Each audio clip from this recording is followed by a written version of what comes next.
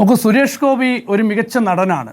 സുരേഷ് ഗോപി നല്ല നടനാണ്. എനിക്കും ഏറ്റവും ഇഷ്ടപ്പെട്ട ഒരു നടനാണ് സുരേഷ് ഗോപി. പക്ഷേ സുരേഷ് ഗോപി ഈ ഒരു ജനപ്രതിനിധിയായി ഇപ്പോൾ ഒരു മന്ത്രിയായി, അപ്പോൾ അതിനുശേഷവും സുരേഷ് ഗോപി ഒരു നടൻ്റെ ഹാങ് ഓവറിൽ നിന്ന് മാറിയിട്ടില്ല എന്നാണ് എനിക്ക് പറയാനുള്ളത്. നേരത്തെ സുരേഷ് ഗോപി മാധ്യമങ്ങളോട് ചോദിച്ചൊരു ചോദ്യമുണ്ട്. നിങ്ങൾ ആരാന്നാണ് സുരേഷ് ഗോപി മാധ്യമങ്ങളോട് ചോദിക്കുന്നത്. ഇന്ന് സുരേഷ് ഗോപി മാധ്യമങ്ങളോട് പറയുന്നത് നിങ്ങളുടെ സംഭാവനയ്ക്ക് നന്ദി എന്നാണ്.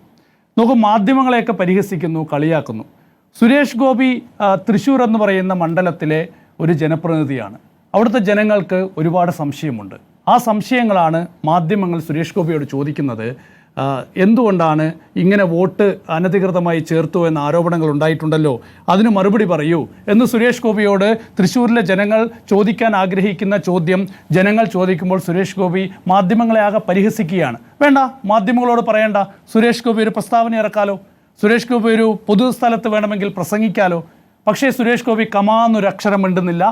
സുരേഷ് ഗോപി വരുന്നു, അദ്ദേഹത്തിൻ്റെ പ്രജകളെ കാണാൻ വരുന്നു. പ്രജകൾ എന്നുള്ളത് ഞാൻ പറയുന്നതല്ല, സുരേഷ് ഗോപി തന്നെ പറയുന്നതാണ്. അപ്പോൾ പ്രജകളെ കാണാൻ സുരേഷ് ഗോപി വരുന്നു, ഇന്ന് പ്രജകളെയൊക്കെ കാണുന്നു, അങ്ങനെ തിരിച്ചു പോകുന്നു. ഒരു രാജാവിൻ്റെ പരിവേഷത്തിൽ സുരേഷ് ഗോപി തിരിച്ചു പോകുന്നു. ഇതാണ് സുരേഷ് ഗോപിയുടെ ഒരു സന്ദർശനവും തിരിച്ചുപോക്കുമൊക്കെ തന്നെ കാണുന്നത്. കഴിഞ്ഞ എത്രയോ ദിവസമായി സുരേഷ് ഗോപി കഴിഞ്ഞ തൃശ്ശൂർ മണ്ഡലത്തിലേക്ക് വന്നിട്ടില്ല. ഇപ്പോൾ കുറേ നീണ്ട ഒരു ഇടവേളയ്ക്ക് ശേഷമാണ് സുരേഷ് ഗോപി തൃശ്ശൂർ മണ്ഡലത്തിലേക്ക് വരുന്നത്. നേരത്തെ ആ റിപ്പോർട്ടിൽ ചൂണ്ടിക്കാണിച്ചതുപോലെ തന്നെ കന്യാസ്ത്രീകളൊക്കെ അറസ്റ്റിലായപ്പോൾ അത് വലിയ വിവാദമായൊക്കെ തന്നെ തുടർന്ന സമയത്ത് സുരേഷ് ഗോപി ഒരു പ്രതികരണവുമായി രംഗത്തില്ലായിരുന്നു. സുരേഷ് ഗോപിയെ കാണാനില്ലായിരുന്നു. ഈ ദേശീയ തലത്തിലൊക്കെ തന്നെ പ്രധാനമന്ത്രിയുമായി അല്ലെങ്കിൽ ആഭ്യന്തരമന്ത്രിയുമായൊക്കെ തന്നെ ചർച്ചകളൊക്കെ നടക്കുമ്പോൾ അവിടെയൊക്കെ സുരേഷ് ഗോപിയുടെ ഒരു ആബ്സെൻസ് ആയിരുന്നു. പക്ഷേ ഇന്ന് സുരേഷ് ഗോപി കന്യാസ്ത്രീകളുടെ വസതിയിലൊക്കെ തന്നെ എത്തി. നല്ല കാര്യം.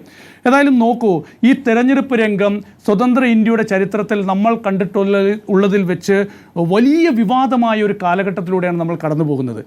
നേരത്തെയൊക്കെ തന്നെ ഈ തെരഞ്ഞെടുപ്പ് കോഡ് ഓഫ് കോണ്ടക്ട് വയലേഷൻസ് ഉണ്ടായിട്ടുണ്ട്. ഇന്ദിരാഗാന്ധിയുടെ തെരഞ്ഞെടുപ്പ് വരെ റദ്ദാക്കിയ ഒരു ചരിത്രമുണ്ടായിട്ടുണ്ട്. അങ്ങനെ വലിയ വലിയ തീരുമാനങ്ങൾ ഉണ്ടായ ഒരു രാജ്യമാണിത്. പക്ഷേ ഇന്നത്തെ ഏറ്റവും വലിയൊരു പ്രശ്നം എന്താണ്? തെരഞ്ഞെടുപ്പ് കമ്മീഷൻ്റെ വിശ്വാസ്യതയാകെ ചോദ്യം ചെയ്യപ്പെടുന്ന ഒരു കാലത്തിലൂടെയാണ് നമ്മൾ കടന്നു പോകുന്നത്. അത് നിസ്സാര വിഷയമല്ല.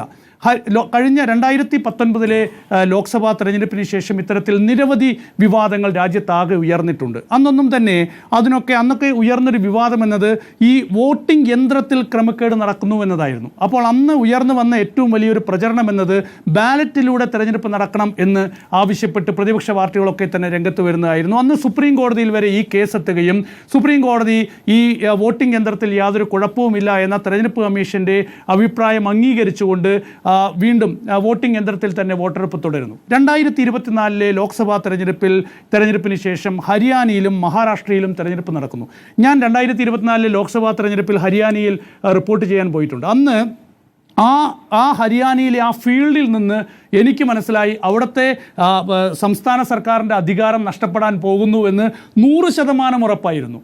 അന്ന് ആ ലോക്സഭാ തെരഞ്ഞെടുപ്പ് റിപ്പോർട്ട് ചെയ്യുമ്പോൾ ആ ലോക്സഭാ തെരഞ്ഞെടുപ്പിൽ കോൺഗ്രസ് വിജയിക്കുമെന്നും അവിടെ BJPക്ക് അധികാരം നഷ്ടപ്പെടാൻ പോകുന്നു എന്നുള്ളതിൻ്റെ എല്ലാ ട്രെൻഡും ഉണ്ടായിരുന്നു. ആ ട്രെൻഡ് തന്നെയായിരുന്നു പിന്നീട് ലോക്സഭാ തെരഞ്ഞെടുപ്പിൽ ജനവിധിയായി പുറത്തു വന്നതും. പക്ഷേ മാസങ്ങൾക്കപ്പുറം അവിടെ നിയമസഭാ തെരഞ്ഞെടുപ്പ് നടക്കുമ്പോൾ കാര്യങ്ങളാകെ മറിമറിയുകയാണ്. ഹരിയാനയിൽ വിജയിച്ചത് BJP വീണ്ടും അധികാരം നിലനിർത്തുന്നതാണ് കണ്ടത്. അന്ന് തെരഞ്ഞെടുപ്പ് അലിഗേഷൻസ് വരുന്നു. മഹാരാഷ്ട്രയിൽ സമാനമായ രീതിയിൽ ലോക്സഭാ തെരഞ്ഞെടുപ്പിൻ്റെ വിജയവുമായി യാതൊരു ബന്ധവുമില്ലാത്ത ഒരു തെരഞ്ഞെടുപ്പ് സാഹചര്യമായിരുന്നു മഹാരാഷ്ട്രയിൽ പിന്നീട് കണ്ടത്. അതേസമയം അതൊക്കെ തന്നെ ആ അലിഗേഷനൊക്കെ തന്നെ തെരഞ്ഞെടുപ്പ് കമ്മീഷൻ തള്ളിക്കളയുന്നു. അതേസമയം നോക്കൂ, രാഹുൽ ഗാന്ധി ഇപ്പോൾ കർണാടകത്തിലെ ഈ ബാംഗ്ലൂർ സെൻട്രൽ മണ്ഡലത്തിലെ ഈ മഹാദേവപുരയിൽ നിന്ന് ഒരു കണക്കെടുത്ത് ജനങ്ങൾക്ക് മുമ്പിലാകെ അവതരിപ്പിക്കുമ്പോൾ നോക്കൂ, വലിയ ഒരു തട്ടിപ്പിൻ്റെ ഒരു തെളിവുകൾ എന്ന തരത്തിലുള്ള വിവരങ്ങളാണ് പുറത്തു വരുന്നത്.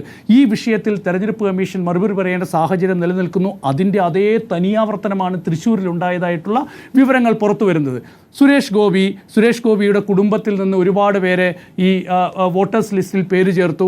ഈ തെരഞ്ഞെടുപ്പിൻ്റെ ഒരു വോട്ടേഴ്സ് ലിസ്റ്റിൽ പേര് ചേർക്കണമെങ്കിൽ അവിടെ നിയമപ്രകാരം 6 മാസമെങ്കിലും ഈ തെരഞ്ഞെടുപ്പ് നടക്കുന്നതിന് മുൻപ് ഒരാൾ താമസിച്ചിരിക്കണം എന്നൊക്കെയാണ് നിയമം പറയുന്നതെങ്കിലും അതൊക്കെ മറികടന്നുകൊണ്ടാണ് ഇത്തരത്തിൽ പേര് ചേർത്തത്. അങ്ങനെ വോട്ടേഴ്സ് ലിസ്റ്റിൽ പേര് വന്നു. കുടുംബാംഗങ്ങളുടെ സഹോദരൻ്റെ ഡ്രൈവറുടെ വരെ പേര് വോട്ടേഴ്സ് ലിസ്റ്റിൽ വന്നു എന്നാണല്ലോ പറയുന്നത്. അപ്പോൾ ഇതിൽ ഒരുപാട് സംശയങ്ങൾ ജനങ്ങൾ ഉയർത്തുമ്പോൾ അതിൽ മറുപടി പറയേണ്ട ബാധ്യത സുരേഷ് ഗോപിയെ സംബന്ധിച്ചിടത്തോളം ഉണ്ട്. അതിന് നിങ്ങൾ ആരാ എന്ന് മാധ്യമങ്ങളോട് ചോദിക്കുകയല്ല വേണ്ടത്, നിങ്ങൾ ചെയ്ത സേവനത്തിന് നന്ദി എന്ന് മാധ്യമങ്ങളെ പരിഹസിക്കുകയല്ല വേണ്ടത്. ഇത് ജനങ്ങൾക്ക് സംശയമുണ്ട്, ഇത് നിങ്ങൾ ഇങ്ങനെ ചെയ്തിട്ടാണോ വിജയിച്ചത് എന്ന് ഒരു സംശയം ഉയരുന്നുണ്ടെങ്കിൽ അതിന് മറുപടി പറഞ്ഞു പോകേണ്ട ഒരു ബാധ്യത സുരേഷ് ഗോപിയെ സംബന്ധിച്ചിടത്തോളം ഉണ്ട്. തെരഞ്ഞെടുപ്പ് രംഗം എന്ന് പറയുന്നത് ഒരു ജനാധിപത്യ സംവിധാനത്തിലെ ഏറ്റവും സുതാര്യമായ ഒരു സാഹചര്യമാകണം. അത് തെരഞ്ഞെടുപ്പ് കമ്മീഷനാണ് അതിൽ ഏറ്റവും വലിയ റോൾ വഹിക്കാനുള്ളത്. അപ്പോൾ നോക്കൂ, സുരേഷ് ഗോപി ആയാലും നരേന്ദ്രമോദി ആയാലും ഇനി അമിത്ഷാ ആയാലും അവർ പ്രധാനമന്ത്രിയാകാനും ആഭ്യന്തരമന്ത്രിയാകാനും അല്ല മത്സരിക്കുന്നത്. അവരൊരു മണ്ഡലത്തിലെ പ്രതിനിധിയാണ്. ലോക്സഭയായാലും നിയമസഭയായാലും അവിടുത്തെ ജനങ്ങളുടെ വോട്ട് നേടി വിജയിക്കുന്ന ഇവർ ആ മണ്ഡലത്തിലെ ജനപ്രതിനിധിയാണ്. അവിടുത്തെ ജനങ്ങളുടെ ആവശ്യങ്ങൾ എന്താണ് എന്ന് പാർലമെൻറ്റിനെ അറിയിക്കുകയും അവരുടെ പ്രശ്നങ്ങൾ പരിഹരിക്കാൻ ഇടപെടൽ നടത്തുകയും ചെയ്യേണ്ട ജനപ്രതിനിധികളാണ്. ഭരണഘടനയുടെ തുടക്കത്തിൽ എന്താണ് പറയുന്നത്? വി ദ പീപ്പിൾ എന്നാണ്, ഐ ആം ദ സ്റ്റേറ്റ് എന്നല്ല. പക്ഷേ സുരേഷ് ഗോപിയുടെ ഒരു പ്രകടനം കണ്ടാൽ ഐ ആം ദ സ്റ്റേറ്റ് എന്ന് പറയുന്ന പോലെയൊക്കെയാണ് സുരേഷ് ഗോപിയുടെ ഒരു സമീപനവും ആറ്റിറ്റ്യൂഡും ഒക്കെ തന്നെ. അതൊക്കെ മാറേണ്ടതാണ്. സുരേഷ് ഗോപി ഒരു നടൻ്റെ ഹാങ് ഓവറിൽ നിന്ന് മാറി ഒരു ജനപ്രതിനിധിയായി മാറണം. ഇത്തരത്തിലുള്ള രാഷ്ട്രീയ അലിഗേഷൻസ് ഉണ്ടായാൽ അതിന് മറുപടി പറഞ്ഞ് തന്നെ മുന്നോട്ട് പോകണം എന്നതാണ് എൻ്റെ അഭിപ്രായം. അതുകൊണ്ട് ഇങ്ങനെ മുഖം വീർപ്പിച്ച് നടക്കുകയല്ല, വളരെ കൃത്യമായി കാര്യങ്ങൾ മറുപടി പറയുക. അതിന് മാധ്യമങ്ങളോട് പ്രതികരിക്കാൻ അദ്ദേഹത്തിന് മടിയുണ്ടെങ്കിൽ ജനങ്ങളോടെങ്കിലും അദ്ദേഹം പ്രതികരിക്കേണ്ടതാണ്.